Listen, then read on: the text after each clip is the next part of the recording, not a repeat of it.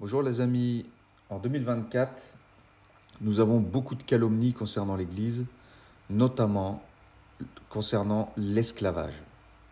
Depuis 2000 ans, depuis la création de la Sainte Église catholique, je vais vous prouver que l'Église a toujours été contre toutes sortes d'esclavage et a toujours défendu la dignité humaine, quelle que soit la race, quelle que soit la religion.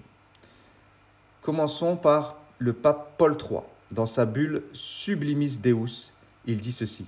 « Nous qui, bien qu'indignes de cet honneur, exerçons sur terre le pouvoir de notre Seigneur et cherchons de toutes nos forces à ramener les brebis placées au dehors de son troupeau dans le bercail dont nous avons la charge, considérant quoi qu'il en soit que les Indiens sont véritablement des hommes et qu'ils sont non seulement capables de comprendre la foi catholique, mais que selon nos informations, ils sont tous très désireux de la recevoir. Souhaitant fournir à ces mots les remèdes appropriés, nous définissons et déclarons par cette lettre apostolique ou pour toute traduction qui puisse être signée par un notaire public et scellée du sceau de tout dignitaire ecclésiastique, à laquelle le même crédit sera donné qu'à l'original, que quoi qu'il puisse avoir été dit ou être dit de contraire, les dits indiens et tous les autres peuples qui peuvent être plus tard découverts par les chrétiens ne peuvent en aucun cas être privés de leur liberté ou de la possession de leurs biens, même s'ils demeurent en dehors de la foi de Jésus-Christ, et qu'ils peuvent et devraient librement et légitimement jouir de la liberté de la possession de leurs biens, et qu'ils ne devraient en aucun cas être réduits en esclavage. Si cela arrivait malgré tout, cet esclavage serait considéré nul et non avenu. » Alors, ça, c'était début du XVIe siècle, hein. Donc bien avant l'abolition de l'esclavage. Continuons. Lettre de 873. En septembre 873, le pape Jean III, dans sa lettre apostolique Unum Est, dit ceci. « Il est une chose pour laquelle nous devons paternellement vous admonester. Si vous ne la corrigez pas, vous encourez un grand péché. Et par elle, ce ne sont pas les gains que vous accroîtrez, comme vous l'espérez, mais bien plutôt les dommages. Comme nous l'avons appris à l'instigation des Grecs, beaucoup qui ont été enlevés captifs par les païens sont donc vendus dans vos régions et après avoir été achetés par vos compatriotes, ils sont gardés sous le joug de l'esclavage, alors qu'il est avéré qu'il est pieux et saint, comme il convient pour des chrétiens, que lorsqu'ils les ont achetés des Grecs, vos compatriotes les renvoient libres pour l'amour du Christ, et qu'ils reçoivent leur récompense non pas des hommes, mais de notre Seigneur Jésus-Christ lui-même. C'est pourquoi nous vous exhortons et nous vous recommandons, avec un amour paternel, si vous leur avez acheté des captifs, de les laisser aller libres pour le salut de votre âme. » 873, les amis, en 873. Ça a été commandé aux chrétiens de libérer les esclaves achetés et mis en captivité. Donc ça, c'est très très clair. Alors dire que des catholiques ont fait n'importe quoi, dire que des gouverneurs catholiques ont fait de l'esclavage, etc., c'est un fait. Par contre, dire que l'Église a accepté cela, je vous le prouve par ces textes. Continuons. Pape Eugène IV, dans sa bulle apostolique qui s'appelle Sicut Dudum, sous peine d'excommunication, tout maître d'esclaves a 15 jours à compter de la réception de la bulle pour rendre leur liberté antérieure à toutes et chacune des personnes de l'un ou l'autre sexe qui étaient jusque-là résidentes des dites îles Canaries. Ces personnes devraient être totalement et à jamais libres et devaient être relâchées sans exaction ni perception d'aucune somme d'argent. Alors si ça, ce n'est pas clair, j'aimerais bien qu'on me l'explique.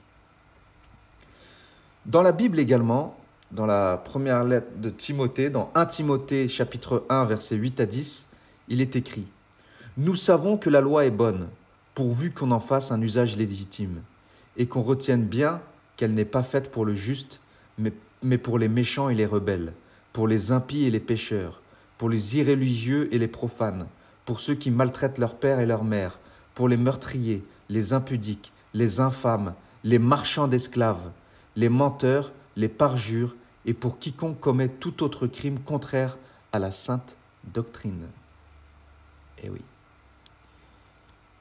Pape Léon XIII, également, il a exhorté les catholiques dans son encyclique qui s'appelle In Plurimis. Je vous invite à la lire, elle est assez longue. Je n'ai pas envie de vous assaillir, mais allez vérifier. Le pape Grégoire XVI, également, dans sa bulle pontificale qui s'appelle In Supremo Apostolatus, eh bien, il a également demandé à tous les catholiques de libérer les esclaves. Hein. Je cite quelques passages de cette bulle. Je le cite.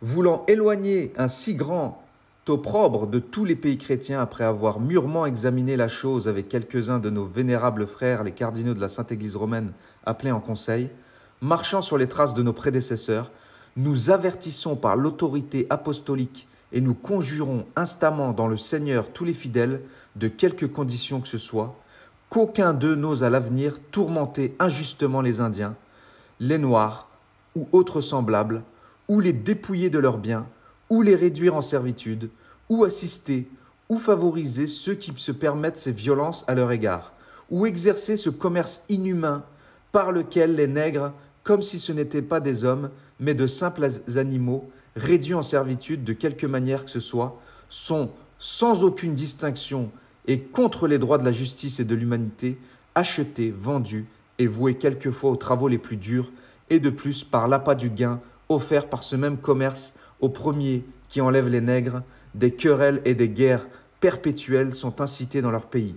De l'autorité apostolique, nous réprouvons tout cela comme indigne du nom chrétien, et par la même autorité, nous défendons sévèrement qu'aucun ecclésiastique ou laïc ose soutenir ce commerce sous quelque prétexte ou couleur que ce soit, ou prêcher ou enseigner en public, et en particulier contre les avis que nous donnons dans ces lettres apostoliques. Comment ne pas être plus clair? Sans parler de pape Benoît XIV encore dans sa bulle Immensa Pastorum, sans parler du pape Pie XI dans son encyclique Requiem Ecclesiae, etc., etc. Je pourrais parler également de l'encyclique du pape Saint Pie qui s'appelle Lacrimabilis Statu, également à ce sujet. Donc nous avons d'innombrables preuves que l'Église a toujours condamné toute forme de servitude, toute forme d'indignité envers les hommes, quelle que soit leur race et leur religion. Donc voilà, cessez vos calomnies, sachez que ceux qui critiquent l'Église sont obligés de calomnier. Nous ne pouvons pas critiquer l'Église sans calomnier. Je dis cela pourquoi? Car la doctrine de l'Église est inattaquable d'un point de vue moral. Inattaquable.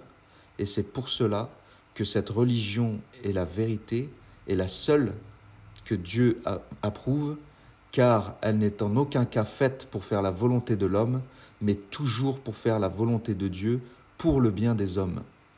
Voilà. La morale et la loi naturelle est préservée à 100% dans la religion catholique. C'est la seule religion qui préserve le droit naturel à 100%. Il n'y en a aucune autre. Toutes les autres fausses religions se donnent quelques services ou quelques exceptions, hein, notamment concernant le mariage, concernant le divorce, concernant la morale sexuelle. C'est la seule religion, la religion catholique, qui préserve à 100% le droit naturel de la famille et de la société. Merci à vous, chers amis. À bientôt.